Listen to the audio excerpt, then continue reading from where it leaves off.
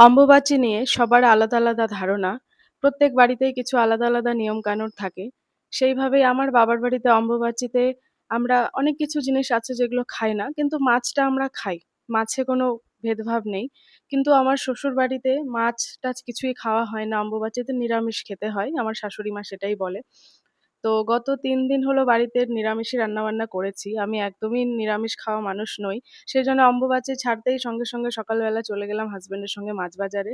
যেয়ে পছন্দ মতো মাছ কিনবো বলে। কিন্তু বাড়ি থেকে ভেবেই গেছিলাম যে কোনো বড় মাছ নেব না। আমার বাজারে যাওয়া মানে সাধারণত আমি পাবদা মাছটা নিই, বাটা মাছটাই নিই। এ দুটো আমি বেশিরভাগ নিই। আর আমার হাসব্যান্ডের বাজারে যাওয়ার মানে কাতলা মাছটা আর বাটা মাছটা থাকবেই। তো আজকে আমি ভেবেই নিয়েছি কোনো বড় মাছ নেব না। ১ম এই একটা কাতলা মাছের মাথা নিয়ে নিলাম। কেননা বাড়ি থেকে ভেবেই এসছি যে কাতলা মাছের মুড়ো নেবো আজকে। তো সেটা নিয়ে নিলাম। বাজারে কত রকমের চিংড়ি, কত লোটে মাছ দেখো একদম উঁচু করে রাখা পাহাড়ের মতো। যারা লোটে মাছ খায় তারা ভালোই খায়। আর বাটা মাছটা কম্পালসারি বাজারে গেলে আমি নেবই। তো অল্প করে বাটা মাছও নিয়ে নিলাম। কেননা বাড়ি এসে আবার কাটাকুটি করার ব্যাপার আছে।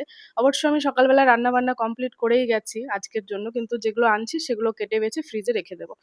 তারপরে কিছুটা মাছের ডিম নিলাম।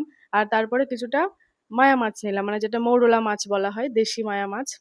সেটাও অল্প করে নিয়ে নিলাম। সবগুলো যে বাড়িতে কাটতে বাছতে হবে, সেজন্য একটু অল্প, অল্প করেই নিলাম। আরো কিছু সবজিও নিয়ে নিলাম। এইবার বাড়ি যাওয়ার পালা। আসার সময় বাইকে আসলেও এবার যাওয়ার সময় আমাকে অটো ধরেই বাড়ি যেতে হবে। কেননা আমার হাসব্যান্ড আমাকে নামিয়ে দিয়ে ট্রেন ধরে চলে গেছে কলকাতায়। তো সেজন্য আমাকে এবার অটো ধরেই বাড়ি যেতে হবে।